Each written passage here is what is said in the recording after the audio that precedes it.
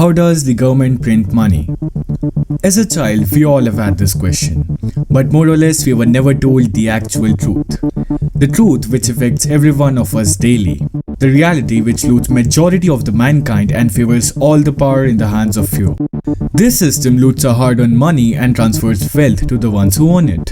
If you understand this, you will be among the very few people who are aware of the biggest scam in the history of mankind.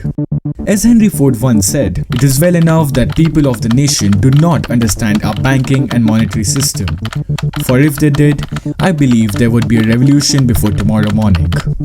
Again, let me quote another famous text from a major investment house in England that stated, "The few who understand the system will either be so interested in its profits or so dependent on its favors that there will be no opposition from that class, while on the other hand, the great body of people mentally incapable of comprehending will bear its burden without complaint."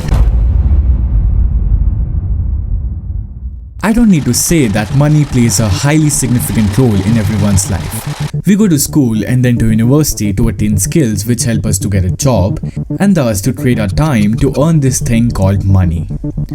So you might be interested to know that how does money even come into existence and who controls it.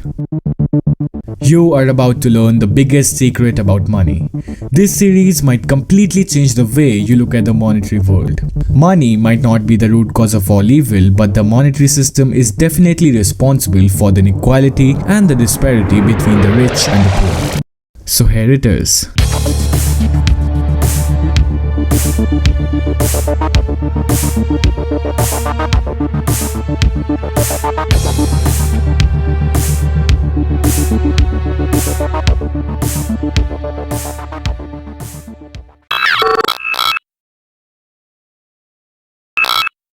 The story starts in England, 1694. The British have exhausted their financial resources because of 50 years of war. The government needed loans to run the country, and a banker named William Peterson suggested that a privately owned bank that could lend money to the government out of thin air would be the solution. And thus came the first central bank in the world. So a central bank is basically a privately owned bank that prints money out of thin air and lends it to the government. And then, fast forward to the 20th century, a group of bankers wanted to establish a central bank in the US. In 1910, Nelson Aldrich, along with 6 others, boarded a private train from New York to Jekyll Island. Their meeting went on for 9 days and they created the Federal Reserve Bill. Now look, these were among the most powerful people at that time. Some of them were head of banks, governors, and the richest people at that time. To put into perspective, the net worth of these 6 individuals combined was equal to 1/4 of the world's worth at that time. And everything that was discussed in this meeting was meant to be super secretive. So secretive that these people denied that a meeting like this even happened until 20 years later. Frank Vanderlip, the president of National City Bank of New York, who was one of the 6 guys, said, and I quote, "I was as secretive, indeed as furtive, as any conspirator. Discovery we knew simply must not happen, or else all our time and effort would be wasted.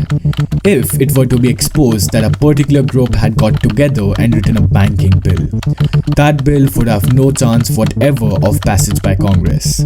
Which in simple terms means that if the common people get to know that these people have got together to make a banking bill, then there was no chance for the bill to be passed by the Congress. But if they succeeded, it would give small group of men the ability to create money out of thin air and then loan it to the government. All this was done in secret because the founding fathers of US opposed the idea of central bank, and the public back in 1900s, unlike today, knew the cults of central banking system. They were very well aware of its wrongdoings. Everywhere a central bank went, there would be a great disparity of wealth and would cause economic booms and bursts. And mysteriously, after each burst, the wealthy used to turn out to be wealthier and the poor got poorer. Thomas Jefferson, an American founding father and the 3rd president of the United States, said that if the American people ever allow private banks to control the issue of their currency, first by inflation and then by deflation, the banks and corporations that grow around them will deprive the people of all property until their children wake up homeless on the continent their fathers conquered. The bill was presented in Congress as the Federal Reserve Act, and the common people at that time were fooled through disinformation. Back then, the very same bankers that secretly made the bill were openly protesting against the bill in the newspapers, and the people thought, oh, okay, if the bankers hate it, it must be a good thing. And thus, the public supported a Trojan horse. The bill was passed on December 23, 1913, while most of the Congress was out on Christmas holiday. And ever since, an independent organization has complete monopoly to print money out of thin air. But wait, you might be thinking that the Fed would be accountable to the president, right? Listen to what the former chairman of Fed has to say on this. What is the proper relationship, what should be the proper relationship between a chairman of the Fed and a president of the United States? Well, first of all, the Federal Reserve is an independent agency, and that means basically that there is no other agency of government which can overrule actions that we take. So long as that is in place and there is no evidence that the administration or the Congress or anybody else is requesting that we do things other than what we think is the appropriate thing, then what the relationships are don't frankly matter. Okay, all this might sound bad, but you might be wondering, how does it affect every one of us? This thing is in US, right? So how can it affect every one of us on the planet? Look, first things first. Every country in the world follow the same central banking system. Every country, be it India, China, Australia, all have their own central bank. India has the Reserve Bank of India, UK has Bank of England, and so on. The only countries which do not have a central bank are North Korea, Iran, Cuba, and a handful of some really small island countries that frankly nobody cares about. And what's interesting is that in the year 2000, this list suspiciously included Afghanistan, Iraq, and Libya.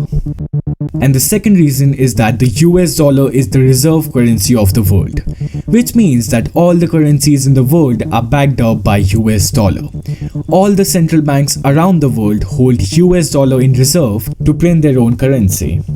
And thus, no matter in which country you live, your currency is backed up by US dollar. And because money is a really vital part of everyone's life, all the actions of the Fed have a direct impact on your life. But wait, this is just the tip of the iceberg. It's like a rabbit hole. The deeper you go into it, the more bizarre and complicated things get. You might be wondering, how is this even possible? How can anyone print money out of thin air? Why do a lot of people not know about this? How come a handful of people control all the money supply? Relax, don't worry. This series will help you understand the cults of the monetary system in a highly simplified manner, so that you become one of the very few people who actually understand how this monetary system works.